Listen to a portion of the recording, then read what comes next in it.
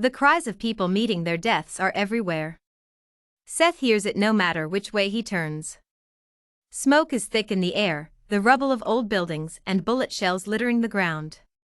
It's pure and utter chaos, screaming and fighting and shooting and death. The city of Pearlshaw has turned into a bloodbath. It wasn't always like this. The city didn't used to be a symbol of tears and tombstones, but now, that's exactly what it is. A graveyard.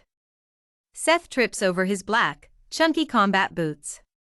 Sure, sometimes they make him a little less agile, and so what if they're pretty stereotypical for the end of the world, or whatever? He didn't care. They keep his toes safe from frostbite, and protect his feet from blisters and sores. Most of the others hadn't been so lucky. The country has turned a blind eye to the horrors occurring, death tolls believed to be lower, and constant false lies of safety being whispered in their ears. Only the residents of what was once Pearlshaw know the truth, because it has become their lives. Another bomb goes off, shrapnel, debris, and balls of flame hurtling everywhere. Several people are hit, brought down and killed in one shot. Others are thrown to the ground by the force, or burned and bleeding. He had been fortunate and merely lost his balance. He throws his hands out just in time to stop his chin from bashing open on the rough cement, ignores the flare of pain in his left wrist, and is off again. Seth has learned that you can't hesitate, the line between life and death is thinner than paper. Stopping to assess his injuries or mark out a destination simply isn't an option. Geneva learned too. Seth is still haunted by the memories of her blank, unseeing eyes and scarlet-covered face. He had tried to shield her from the spray of bullets, but the metal still found its mark. He wasn't fast enough, he never was. The echo of that day plays on repeat in his head, whether he is asleep or awake. That was only a few months ago. She was so young, all tan skin, and long dark hair. Seth's best friend, and somewhere deep inside of him, his lover. Now, guilt claws at his mind relentlessly, reminding him that he couldn't save her. The contrast of dark red blossoming on bronze skin had become a part of him. It was his enemy, his worst fear, and his motivation. Despite how much he wanted to see her again, he knew she would have wanted him to continue fighting. "They've changed us," she always said, "it's time for us to change them too." She never even got a burial. The first few weeks were filled with silent tears and overwhelming grief. Insomnia had taken its place, his barrier between reality and the terrible nightmares.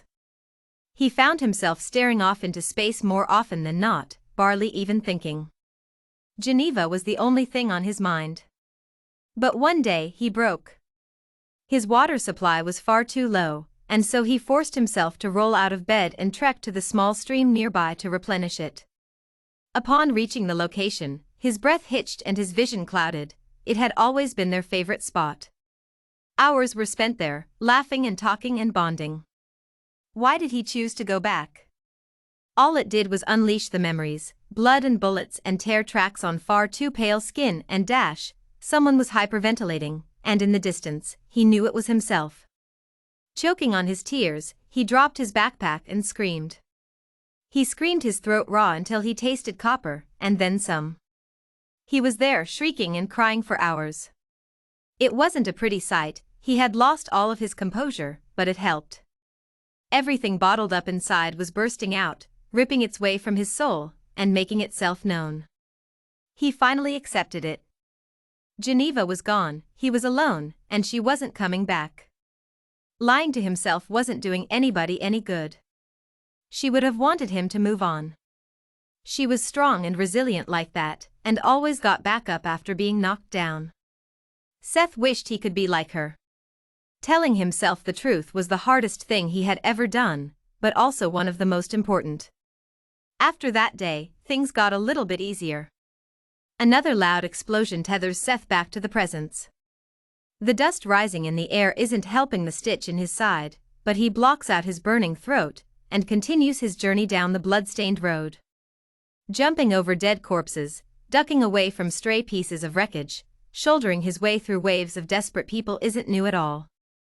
The past 2.5 years have presented nothing but loss and pain and fear, but now there was a flicker of hope.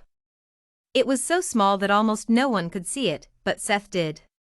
The troops' numbers were shrinking, guns running out of ammo faster, and more soldiers dying each day. Riots made more frequent appearances, the citizens hitting back even harder. Hushed whispers circled around constantly, ones about groups of people who were planning to take down their attackers. Few believed it was the truth, the fire in their eyes having been smothered by the destruction of their own lives. But Seth did. He was done fighting and killing to survive.